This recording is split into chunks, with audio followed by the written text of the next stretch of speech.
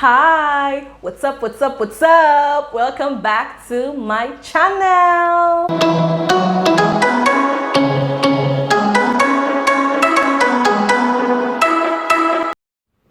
Welcome. It's Toyin here again, and today's video is another book chat video. And like I said in the previous book chat video for this month, this is still the International Women's Month, even if we have a few days to go. So I'm reviewing two books from amazing women on this channel in this month. So this is the second book that I'm going to be reviewing and chatting about on my channel. And the title of this book is Daughters Who Walk This Path by YEJIDE KILANKO. Is it Kilanko or Kilanko? I think it's Kilanko. Yeah, so she's obviously from, if you understand Nigerian language, she's obviously Yoruba from Nigeria. But I also, from what I've researched about her, she is based in Canada. So reading the book and then learning after that, YEJIDE, the author, works as a child therapist regarding mental health. I kind of understood what drove her passion in writing these books, which we'll discuss right about now. So for this book, Daughters Who Walk This Path, it's a fiction set in Nigeria. Most of the story in the book was set in Ibadan. A major part of the story was set in Ibadan. It was like a back and forth thing between Ibadan, Lagos. Even there was also a part of the book that was also set in the east in Nigeria, but majorly it was set in western Nigeria, Ibadan and Lagos.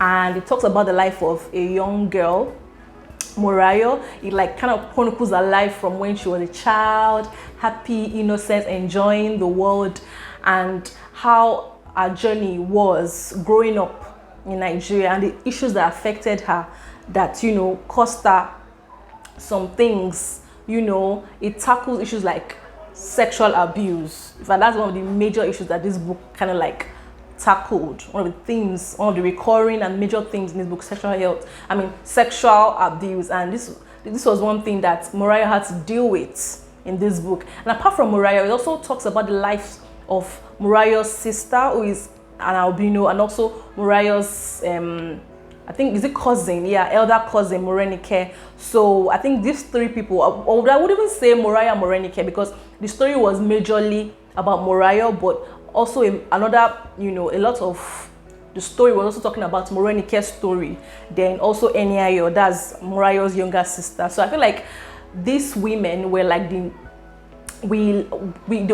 their story was what kind of record most in this book the most for me. So even if Morayo was the major character, we also got to learn about the life of Morenike and Eniayo. So Morenike is Morayo's cousin, and Eniayo is Morayo's sister, who happens to be an albino. And we also how they're able to tackle the societal issues and discrimination that came with you being an albino in Nigeria, all the superstitions, you know, all those issues. Then also Morenike's story, which was pretty similar to Morayo's story in terms of sexual abuse, but hers was even more fatal because of issues with pregnancy and all of that, you know. So so in the book now showed us how they're able to deal with all those issues and how everything, you know, how they're able to heal, how everything just unfolded and ended, and the effects that this had on their lives and their families and societal pressure and all of those things. So I feel like these are the major things that,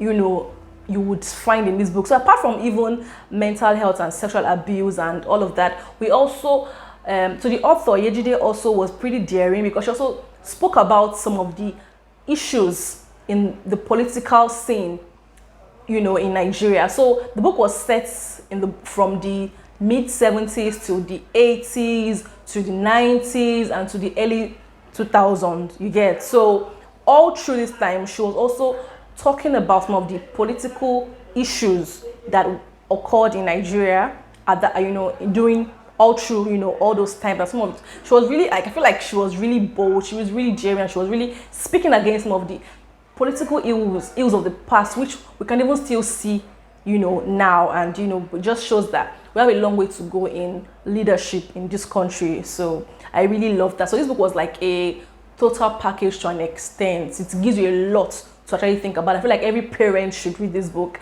Every man, woman, not, you don't have to, it's not only for mothers, for fathers, uncle, auntie, you know, everyone should actually read books like this to make them really understand what the issues are and see how we can position ourselves rightly to tackle and prevent some of these, you know, problems that, you know, the girl child would encounter.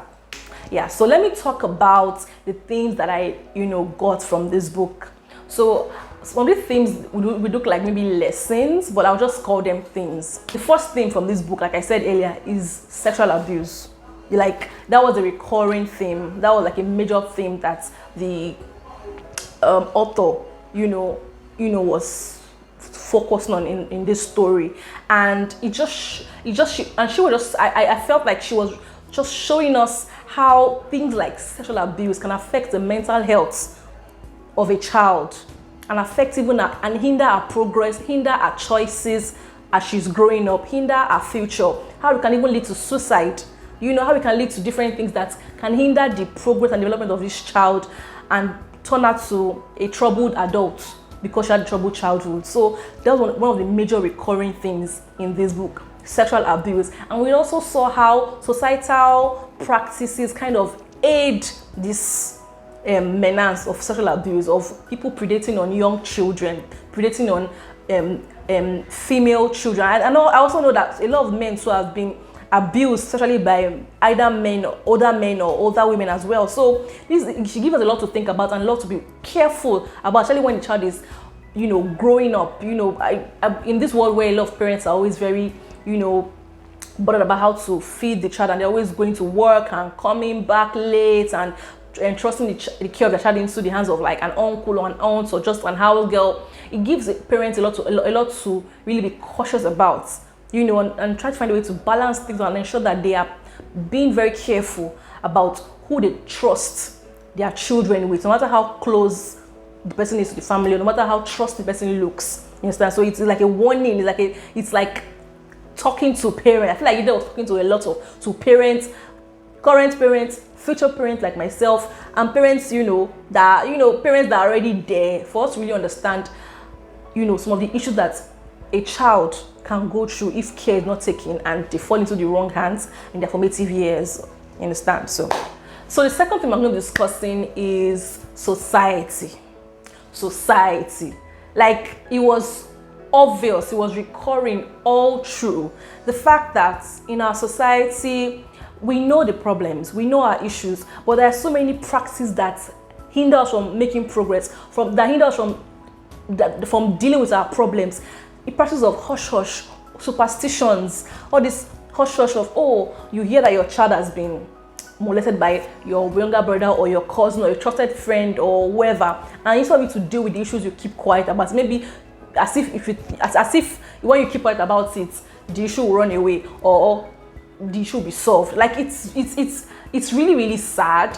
And also things like superstitions. I mean, like I said, Moriah's sister Enyayo was albino, and we could see how she dealt with the low self-esteem, the superstitions that even came from family members, and how love, enlightenment was able to conquer all of those discriminations. And she had it, and we could see how she blossomed after being able to rise above all those issues that came with you being an albino in African society. You understand? So that's another recall. That was another major thing that I got from the book. Love and enlightenment conquers all discrimination that emits from superstition. Oh my God, this is my couching, but you get my point. Society can be rough, can be tough, and we claim that, oh, we want to see change, but do we really want change, or want to hold on to all those past stereotypes and just not move on, not move forward? We really have a lot to evolve from in our society. We have a lot to unlearn and relearn in order to improve our world. So I feel like this book is one of the things that this book is calling for in this story. So those are the two major things that I'll be discussing in today's video that I got from this book, Daughters Who Walk This Path. And it's such an interesting read. It was easy to read. It was a page turner. It was very interesting. I like how she explored various issues, like I said, and it was, I loved how she ended it. I love how real it was. I love how practical it was. And yeah, it makes for a very, very interesting and good read. So if I had to get this book, I would advise you to, pick up a copy and, read and enjoy it. So the next thing I'm going to share with you guys is my favorite quotes from this book. So my favorite quote is from page, oh my god, okay, yeah, I found it. From page 178, the third, okay, 1, 2, 3, 4, the fourth paragraph in page 178, and it goes thus: always remember that making change happen anywhere is never an easy thing. Sometimes it takes leaning far over the fire and getting burnt. Yeah. So that gives you a lot to think about. We all claim to want to change our society, want to change, but there are a lot of consequences, there are a lot of sacrifices that come with making a change in our world. No matter how little, no matter how big, it takes a lot of courage, and you might eventually end up getting burnt. We've had people in our country that sacrifice their lives for what they believe in. That's what affects change, and it just gives us a wake-up call that if we really want to make a change in our society, it's not lip service. We need to take actions, and we need to be ready to pay the price for the change we want to see to make our world a better place. So guys, the last thing I'll be doing in this video is to give this book my rating. I'll give the book a 9.5 over 10 because I just like how it speaks to a lot of major issues affecting our society, affecting children, affecting the girl child, affecting us as a whole, and gives everybody a lot to think about. Every Nigerian, even every person that comes to a country like mine, gives you a lot to think about. Even abroad, not even just countries like mine, yeah, because mental health, sexual abuse also pervasive in advanced countries. So I like how it's really, really progressive, and it's like even if it's a story, it's a fiction, it's like a book on a mission. You understand? Like the author has a mission. There was a reason, there was something that drove her to write the book, and I feel like she achieved what she was trying to do by writing this story. So it's really, really mind-blowing for me. So I'll give it a 9.5 over 10. So thumbs up, YEJIDE KILANKO. We are expecting more pieces from you, more novels from you. I'm looking forward to reading more from this author. So I have come to the end of today's video. Thank you guys so much for watching. And if you're yet to subscribe to this channel, what are you waiting for? Like, what will it take for me to just hit that subscribe button? It takes like less than a second. Like, just hit it, like this video. I know this video is awesome, so just like it. Show me that you like it by keeping the like button. And also, let's talk about this book in the comment section. Let's talk about these issues that I've mentioned. What is your take on it? I would like to discuss more with you in the comment section. I'm looking forward to hearing from you. Let's chat, okay? So thank you guys so much for watching once again. I'll see you in my next one. Bye.